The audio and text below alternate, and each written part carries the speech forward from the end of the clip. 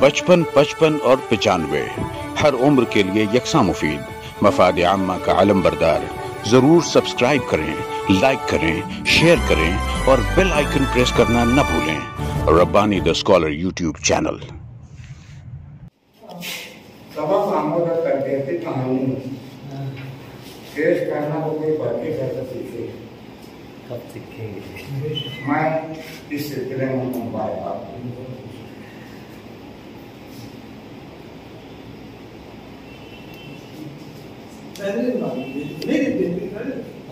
बहुत अच्छी तरीके से, बहुत अच्छे कराए पानी अच्छी।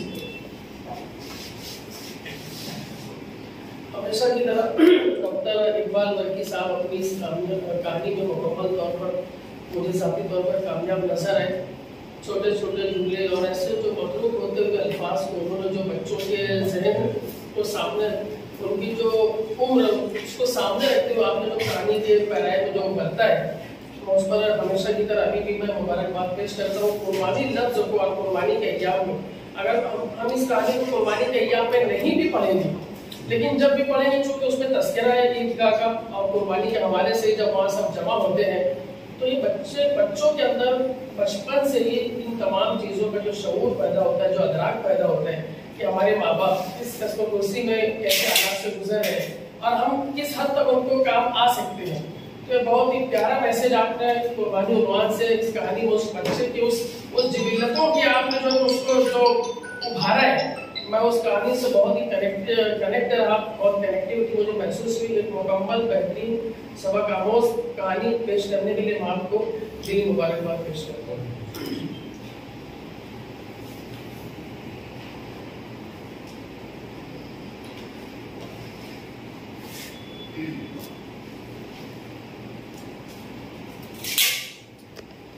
वर्की साहब ने गाना पेश किया, बकरीद या कुर्बानी के मौके। कुर्बानी जब लफ्ज़ आता है तो हम आमतौर से समझते हैं कि जानवर की कुर्बानी। क्या बात? कुर्बानी इंसान बहुत सारी चीज़ों की देता है और ये अच्छी चीज़ है, लोग सीखते हैं इससे, इसका नतीजा भी अच्छा ही रहेगा। सारा अफसाना मुफलिसी के ऊपर से ही था मेरे ख्याल से। बहुत पुराने उस्ताद और मेरे नाना पर नाना लगते हैं, कमर मालेगामी हजरत का एक शेर है, बहुत बेहतरीन है मुफलिसी के ऊपर से कि मुफलिसी जिससे लरसता है सारा ज़माना, मुफलिसी जिससे लरसता है सारा ज़माना, कमबख्त तो मेरे सब्र के टुकड़ों में। क्या बात है, आपको बहुत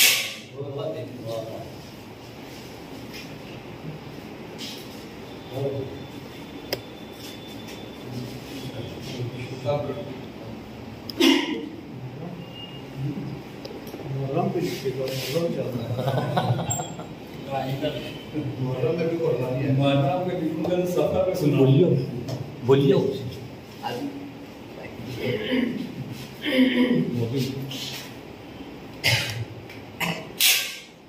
मैं भी मुबारकबाद देना चाहूँगा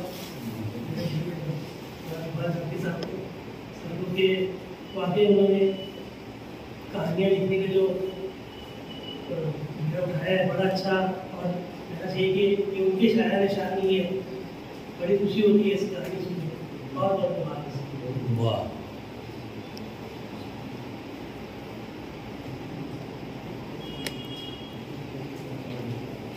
ऐसी कहानियों से बच्चों में मुताले का शौक पैदा होता है और ये एक तरगीबी और तरबियती बामकसद कहानी है।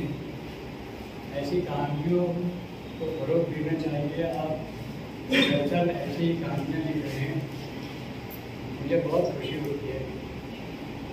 इसमें ऐसी कहानियों से बच्चों में मुताले का शौक पैदा होता है।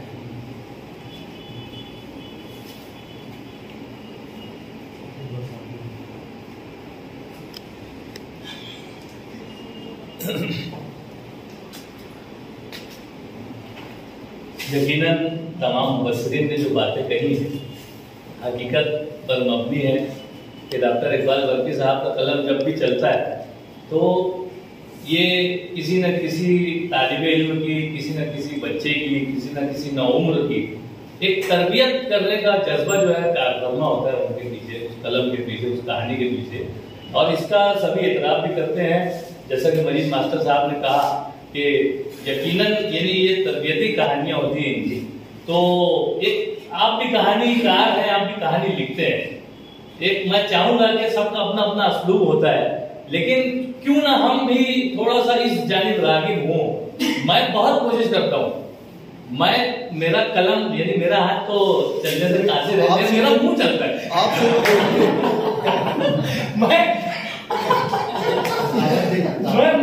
मैं बहुत सोचता हूँ कि यार मैं भी ऐसी कोई कहानी मतलब कहानीकार बन जाऊं या अफसाना लिखने वाला बन जाऊं कि मैं नजरी अदब की नशिस्त में 15-20 साल से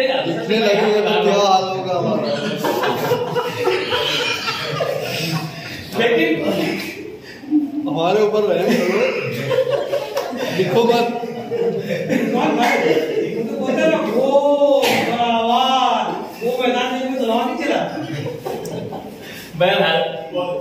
मुझे यानी मैं अपने दिली जज्बात का इजहार कर रहा था कि मेरा भी एक दिल बोलता है क्या यार खुशवंत रब्बानी तू भी लिख सकता है, लेकिन कभी मैं ऐसी हिम्मत कर नहीं सका और शायद कर भी ना पाऊं।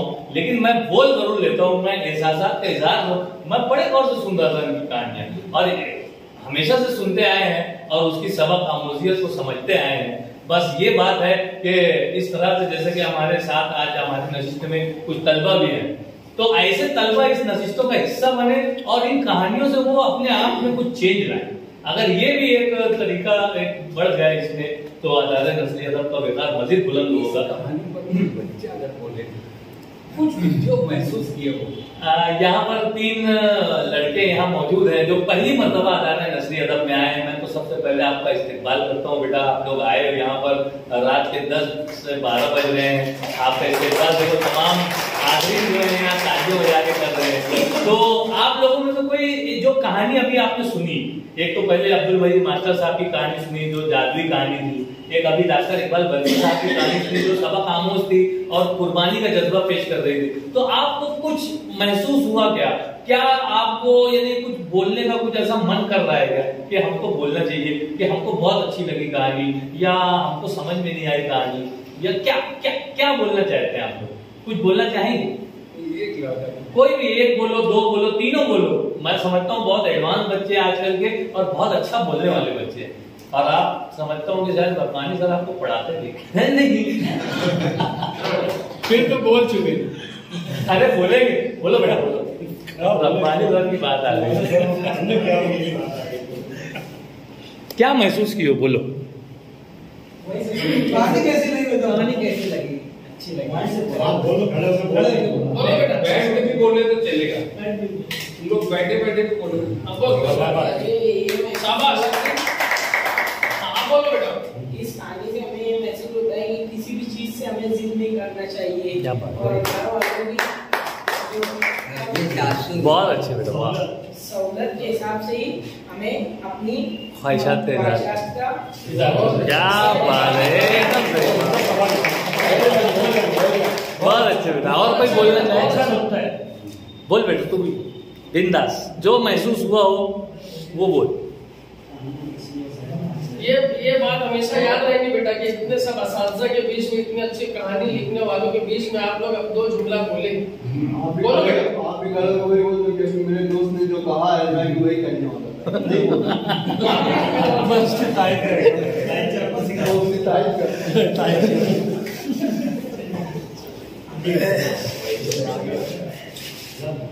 अच्छा, इसके बाद वाली कहानी में भी बोलना चाहो तो बोलना है ना?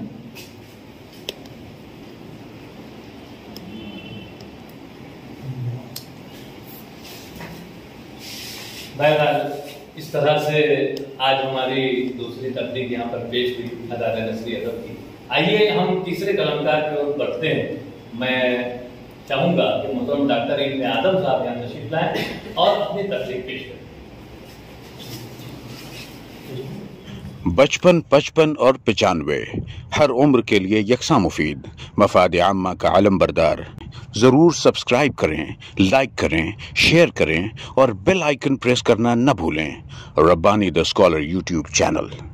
Rabbani the scholar YouTube channel इल्मी, अदबी, दीनी, मिली, समाजी, सकाफती, तहजीबी, फलाही, तिब्बी, फ़न्नी, माशी, तिजारती, माशरती, इंतज़ामी, इनकलाबी, तहरीकी, तहकीकी, तकनीकी, तफ्तीशी, तामीरी, तालीमी व मालूमाती यूट्यूब चैनल ज़रूर सब्सक्राइब करें, लाइक करें, शेयर करें और बेल आइकॉन प्रेस करें। Rabbani the scholar YouTube channel.